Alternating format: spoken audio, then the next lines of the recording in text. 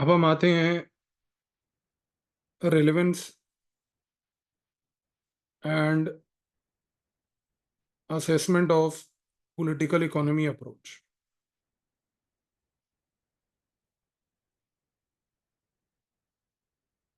देखिए, जो political economy approach है, एक चीज जो हमने अभी तक इसके बारे में पूरा पढ़ा, ये चीज तो क्लियर है कि ये अप्रोच आज की डेट में हमें अंडरस्टैंड करने में मदद करती है कि किस प्रकार से सोसाइटी में लेबर का एक फंक्शन है। क्योंकि यहाँ पर अगर हम देखें तो सारे स्कॉलर्स के हिसाब से प्रोडक्शन चैलेंज के बारे में बात की गई, किस प्रकार से प्रोडक्शन होगा, कैपिटलिज्म होगा, कैपिटलिज्म कैसे काम करेगा, इन चीज़ों पे चर्चा की गई। दूसरा यहाँ पर चर्चा की गई खास करके कि कैसे लेबर जो है वो प्रॉफिट बनाने के लिए कैपिटलिस्ट क्लास का समर्थन करेगा। तो लेबर फंक्शन को समझना, ये चीज़ हमें क्लियर हुई। फिर हमने जो लेटली स्कॉलर्स की बात करी, उन्होंने हमें बताया इस प्रकार से इनइक्वालिटी फंक्शन जो है सोसाइटी में, उसको टैकल करने के लिए पॉलिटिकल इंस्टीट्यूशंस की आवश्यकता है। तो आज अगर हम सोसाइटी में इनइक्वालिटी को देखते हैं, वो चीज़ बड़ी क्लियर कट दिखती है कि इंक्लूसिव इंस्टीट्यूशंस ऐसी मोगलू एंड नॉर्थ के हिसाब से ना होने की वजह से सोसाइटी में होगी। फिर हमने जब बात करी स्ट्रक्चरल मार्क्सिस्ट्स की, एल्थूजर, पोलंजास, तो हमने ये बोला कि भाई वो वेलफेयर फंक्शन में हमारी मदद करते हैं। उन्होंने दोनों ने बताया कि कैसे सोसाइटी में वेलफेयर होता है, और पॉलिटिकल इकोनॉमी अप्रोच में ये वेलफेयर फंक्शन का एक कॉन्सेप्ट जो उन्होंने इंट्रोड्यूस किया कि कैसे वेलफेयर के थ्रू ये बात क्लियर कट हो जाए कि भाई सोसाइटी में जो पूरी की पूरी स्टेट है वो कैपिटलिस्ट क्लास के हाथ बिकी हुई नहीं। वो चीज़ उन्होंने यहाँ पर समझाने की कोशिश करी। इसके बाद हमने ये चीज़ देखी कि पॉलिटिकल इकोनॉमी अप्रोच हमें इंडिकेशन देती है एक प्रिंसिपल पे जिसको हम कहते हैं क्लाइंटलिज्म। क्लाइंटलिज्म का मतलब ये होता है कि किस तरीके से पॉलिटिकल लीडर्स बिजनेस क्लास को फेवर करते हैं, खास करके इस तरीके से कि उनसे पैसे मिल जाएं और उस पैसे से वो लोग वोट्स खरीद लें। तो क्लाइंटलिज्म एक ऐसा फिनोमिना होता है स्टेट में, जो पॉलिटिकल इकोनॉमी अप्रोच ने हमें समझाया कि कैसे पॉलिटिकल क्लास और पॉलिटिकल लीडर्स बिजनेसेस के साथ एंगेज करते हैं, उनके फेवरेबल पॉलिसीज बनाते हैं, उससे उनको किकबैक मिलता है। वो किकबैक से वो वेलफेयर स्कीम्स को फंड करते हैं, जिससे कि वो इलेक्शंस में और वोट्स को प्राप्त कर पाए। तो ये क्लाइंटलिज्म का पूरा फिनोमिना जो है पॉलिटिकल इकोनॉमी अप्रोच से जुड़ा हुआ है। फिर अगर हम बात करें तो यहाँ पर हमें स्टेट कैप्चरिंग के बारे में भी चर्चा की गई, खास करके जब हमने ग्रैम्स्की के बारे में बात करी थी, खास करके सूजन स्ट्रेंज के बारे में जब बात करी थी। इन दोनों का मानना यह था कि स्टेट को कैप्चर किया जाता है अलग अलग तरीकों से। उसमें सिविल सोसाइटी, पॉलिटिकल सोसाइटी और डिफरेंट स्ट्रक्चर्स, इन सब का रोल होता है। तो पॉलिटिकल इकोनॉमी अप्रोच ने हमें ये चीज़ को भी समझने में मदद करी। तो ये कहना तो गलत नहीं होगा, देखिए, कि आज पॉलिटिकल इकोनॉमी अप्रोच की वजह से हमें स्ट्रक्चरल प्लस जो मटेरियल फ्रेमवर्क्स हैं, जिनके थ्रू हम प्रोडक्शन को समझ सकते हैं, जिसके थ्रू हम सोसाइटी में पावर को, वेल्थ को, सोसाइटी में किस प्रकार से रिसोर्सेज यूज मिसयूज होंगे, उनको समझ सकते हैं। और ये जो स्ट्रक्चरल और मटेरियल फ्रेमवर्क है, इनको समझने के लिए पॉलिटिकल क्लास का इसमें क्या रोल है, वो चीज हमारे को बहुत क्लियर हो जाती है। पॉलिटिकल क्लास, कि पॉलिटिकल क्लास कैसे मदद करती है प्रोडक्शन, पावर डिस्ट्रीब्यूशन, वेल्थ और रिसोर्सेज को समझने में, ये हमने पॉलिटिकल इकोनॉमी अप्रोच की पहली क्लास में ही पढ़ लिया था। तो पॉलिटिकल इकोनॉमी अप्रोच हमारे को यहाँ पर ये बताती है कि किस तरीके से जो पॉलिटिकल अथॉरिटी है वो इकोनॉमिक क्लास के लिए एडवांटेजियस है। किस तरीके से वो एडवांटेजियस है, लेकिन जो हाल ही में स्कॉलर्स हमने अभी पिछली चंद क्लासों में पढ़े हैं, उन्होंने हाईलाइट ये भी किया है कि किस तरीके से सोसाइटीज में ब्रेकडाउन होता है, किस तरीके से सोसाइटी में इनइक्वालिटीज होती हैं, किस तरीके से सोसाइटीज में इंस्टीट्यूशंस का रोल होता है। इंस्टीट्यूशंस बहुत मैटर करते हैं। तो वो क्यों मैटर करते हैं, कैसे मैटर करते हैं, वो इन्होंने समझाने की कोशिश करी। लेकिन हाँ, अगर हम बात करें पॉलिटिकल इकोनॉमी अप्रोच की,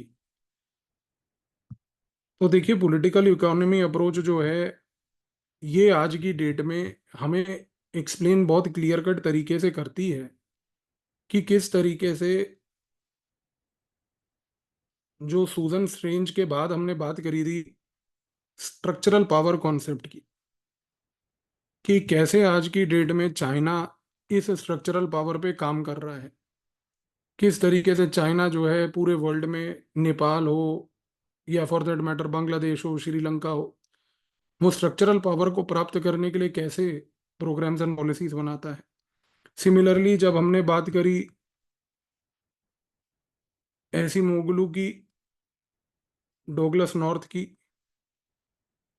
तो ये हाईलाइट करते हैं कि किस प्रकार से इंडिया में रेगुलेटरी अथॉरिटीज तो बनी बनी, लेकिन ये एक और चीज हाईलाइट करते हैं कि इंडिया में आज कुछ एक्सट्रैक्टिव इंस्टीट्यूशंस हैं।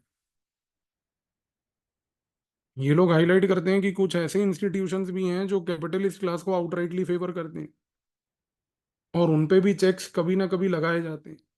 तो कुछ इंस्टीट्यूशनल्स ऐसे हैं, फॉर एग्जांपल जैसे ऐसी मोगलू एंड नॉर्थ के फ्रेमवर्क के हिसाब से अगर हम एनालाइज करें, तो अभी जो इंडिया में पूरा का पूरा कॉन्सेप्ट है ओपेक इलेक्शन फंडिंग का, वो एक्सप्लेन किया जा सकता है इनके फिनोमिना से। वो इसलिए एक्सप्लेन किया जाता है इनके फिनोमिना से क्योंकि वो कहते हैं कि देखो, इंडिया में अगर ओपेक इलेक्शन फंडिंग है, आज भी अगर इलेक्शन फंडिंग को लेकर ट्रांसपेरेंसी नहीं है, इलेक्टोरल बॉन्ड्स आए, इलेक्टोरल बॉन्ड्स को सुप्रीम कोर्ट ने भी कैंसल आउट किया, तो ये एक पॉइंटर है कि अभी भी इंडिया में कुछ एक्सट्रैक्टिव इंस्टीट्यूशंस हैं जो बिजनेस के इंटरेस्ट को ज्यादा फ्लरिश करने के लिए बने हैं, रादर देन कि इस चीज के लिए बने हों जिसके लिए कि लोगों का वेलफेयर हो। तो इंक्लूसिव इंस्टीट्यूशंस इंडिया में मिक्स्ड अप्रोच है। तो वो कहते हैं कि भाई इंडिया में एक जगह पर इंक्लूसिव इंस्टीट्यूशंस भी हैं और एक जगह पर एक्सट्रैक्टिव इंस्टीट्यूशंस भी हैं। तो पॉलिटिकल इकोनॉमी अप्रोच हमें दोनों चीजों को समझने में यहाँ पर मदद करती है। इसी नजरिए से अगर देखा जाए, तो आज की डेट में अगर हम पीटर इवेंस की बात करें, मैंने आपको बताया कि पीटर इवेंस की अप्रोच के तहत जो एम्बेडेड ऑटोनॉमी का कॉन्सेप्ट है, कैसे वो एक्सप्लेन करता है कि आज साउथ ईस्ट एशियन इकोनॉमीज जो है वो फ्लरिश कर रही हैं, कैसे वो एक्सप्लेन करता है कि आसियान जो ग्रुपिंग है वो आज की डेट में एक स्ट्रॉन्ग ग्रुपिंग है, क्योंकि वहां पर उन स्टेट्स में एम्बेडेड ऑटोनॉमी है। तो ये चीज आपको समझनी है कि पॉलिटिकल इकोनॉमी अप्रोच का अगर हम ओवरऑल असेसमेंट देखें, तो ये कहना तो गलत नहीं होगा कि पॉलिटिकल इकोनॉमी अप्रोच जो है, अब मैं अगर ये पॉइंट बोलूंगा तो आप समझेंगे कि ये एक इम्पिरिकल पॉलिटिकल थ्योरी है, क्योंकि ये रियल वर्ल्ड को फॉलो करती है। इस रियल वर्ल्ड में रियल डेटा को यूज करती है, और नॉर्मेटिव भी है। क्यों? क्योंकि अभी हमने देखा कितनी जगह पर कि ये प्रिस्क्रिप्शंस देती है। जैसे ऐसी मोगलू नॉर्थ के कॉन्टेक्स्ट में हमने क्या देखा, प्रिस्क्रिप्शन बेस्ड अप्रोच है कि भाई इंक्लूसिव इंस्टीट्यूशंस बनाओ। पीटर इवेंस के केस में क्या देखा कि भाई हर हालात में एम्बेडेड ऑटोनॉमी को फोकस करो। टू एम्बेडेड और टू ऑटोनोमस दोनों एक्सट्रीम्स नहीं चाहिए हमें। तो political economy approach only empirical नहीं बल्कि एक नॉर्मेटिव अप्रोच भी है, प्रिस्क्रिप्शन बेस्ड अप्रोच भी है। और सबसे बड़ी बात यह है कि ये रियल वर्ल्ड प्रॉब्लम्स को सॉल्व भी करती है।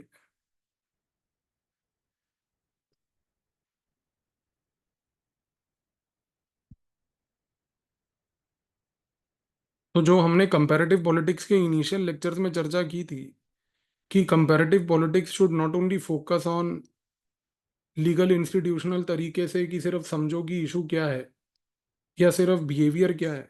ये पोस्ट बिहेवियरल अप्रोच के तहत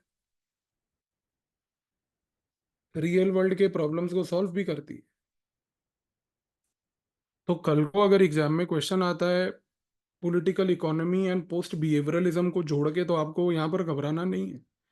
कल को अगर क्वेश्चन आता है political economy approach and empirical approach के साथ इंपेरिसिज्म को जोड़ के, तो घबराना नहीं है। कल को अगर वो कहता है कि पॉलिटिकल इकोनॉमी अप्रोच एक नॉर्मेटिव लेवल पर ऑपरेट करती है, तो भी घबराना नहीं है। तीनों लेवल पर हमारे पास स्कॉलर्स हैं, तीनों लेवल पर हमारे पास एग्जाम्पल्स हैं। तो ये तीनों चीजों को इस नजरिए से आपने देखना है। किसी भी केस में घबराना नहीं है आपको। तो आई होप कि चीजें आपको समझ आ रही हैं। एंड कंसिडरिंग कि अब बहुत सारी क्लासें हमारी हो चुकी हैं, आई सिंसियरली बिलीव कि बहुत सारे स्टूडेंट्स को अब PSIR थोड़ा सा इंटरेस्टिंग लगने लगा होगा।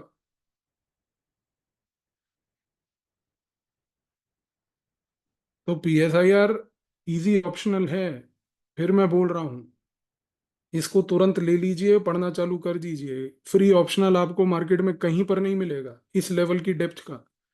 600 से अधिक घंटे। किस चीज का आप वेट कर रहे हैं, मुझे समझ नहीं आ रहा है। क्यों इधर उधर पैसा अपना जला रहे हैं ऑप्शनल्स में, मुझे समझ नहीं आ रहा है।